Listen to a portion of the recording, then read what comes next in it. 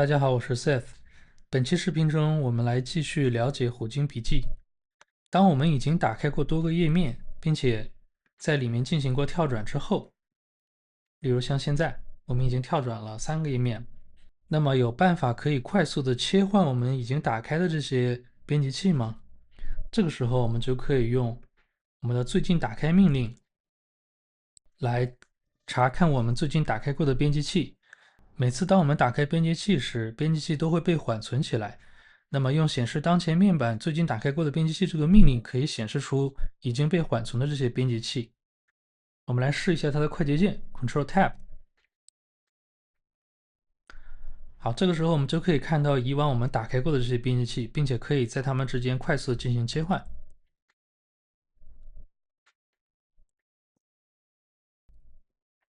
那么这样子的一个功能，它比较类似于我们传统的 Tabs，但是跟 Tabs 不同的地方是，我们缓存的编辑器是有一个上限的。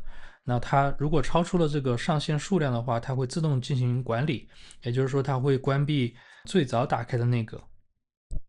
那么这个缓存编辑器的数量，我们可以在配置中看到，在编辑器里，在第一个缓存编辑器数这样子的一个里面，就可以看到它的配置的数量，默认是5个。如果你的内存较大的话，你可以适当的再多开几个，比如说8个、10个这样子。也就是说，同一时间我们能有最多10个编辑器被缓存起来，也就相当于说我们最多可以开10个 tabs，而这是按照面板来的。也就是说，如果我们有2个面板的话，每个面板都会有它自己缓存的编辑器。那么我们通过 Ctrl Tab 就可以快速在这些不同的缓存过的编辑器之间进行切换了。在虎鲸笔记中，点击链接进行跳转也有一些约定俗成的规则。当我们直接点击某个链接时，我们会直接跳转过去。当我们按住 Shift 在点击的时候，它会在侧边的面板中打开。譬如说，我们这里面 Shift 点击白板块这个演示这个，那么它也会在侧边中进行打开。而当我们用，比如说我们现在在温馨的午后时光这个页面里，然后我们按住 Alt 进行点击它上面的面包屑的话，那么我们就会跳转到它的这个面包屑的所对应的那个块里，并且定位到温馨的午后时光这个块。这是当我们按住 Alt 点击的效果。我们来试一下。那你可以看到这个块甚至会抖一抖，告诉你说我在这儿。好，那么 Alt 和 Shift 呢，也可以结合起来使用。我们来看个例子，比如说我现在按住 Alt， 再按住 Shift， 再点击温馨的午后时光这个面包屑，那么它就会在侧边打开温馨的午后时光，并且在里面定位到我豆豆的这个块儿。我们来试一下。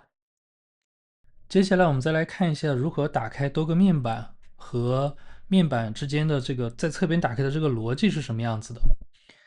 那么要打开一个面板的话，我们可以点击右边的这个面板菜单，然后它里面有一个拆分，我们点击拆分就可以打开多个面板。那我们拖拽这个面板的这个菜单的这个抓手，就可以在其他的面板里面上下左右的进行排列，比如说这个样子。那么我们再次点击这个面板的菜单，选择关闭，它的快捷键是 Command W。那当然 Windows 下面有 Windows 自己的默认的快捷键，那么就可以用这个快捷键来快速的关闭某一个面板。还有一个面板的指令叫做关闭除了当前面板以外的所有面板，那用它的快捷键是 Command Shift W。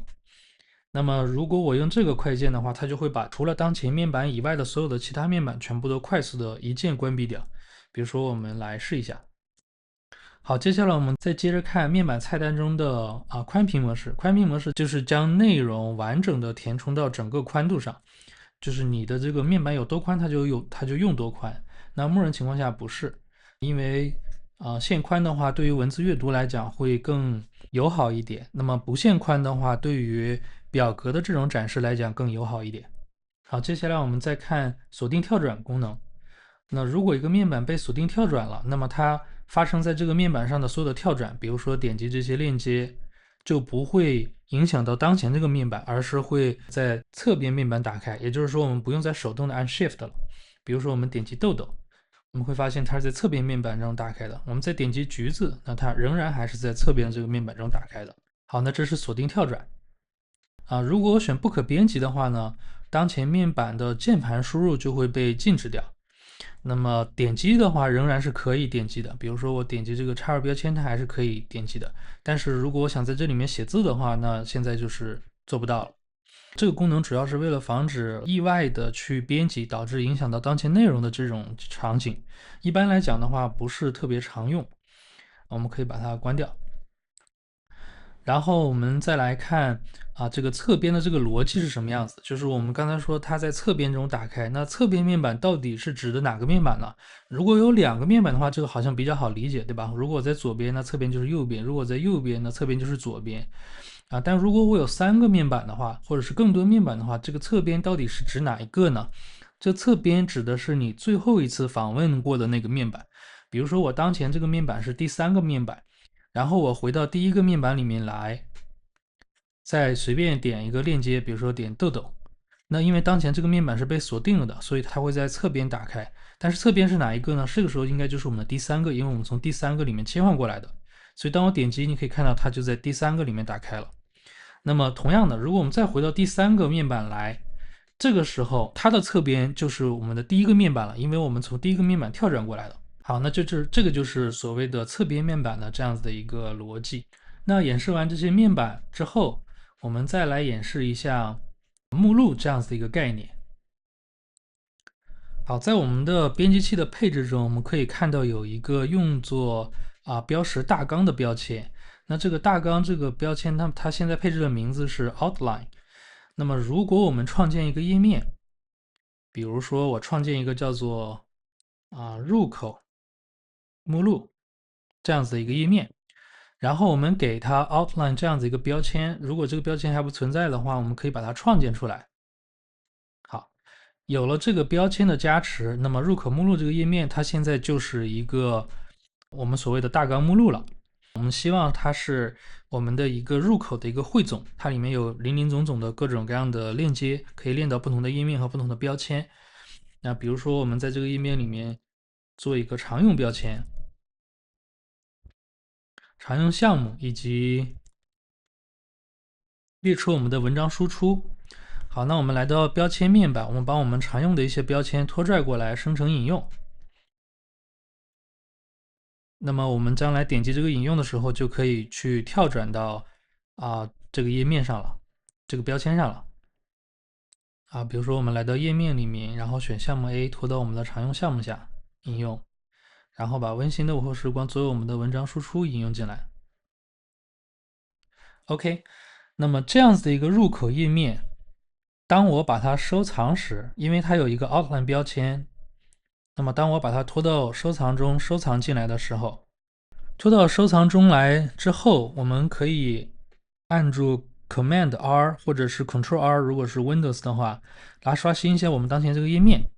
那这个时候我们就可以看到它可以被展开了。那它就相当于是一个目录树，而这个目录树里面的这些文件夹，就是我们刚才在这个入口目录里面列出的这些内容。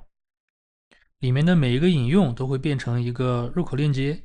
那当我点击的话，它就会跳到对应的页面上去。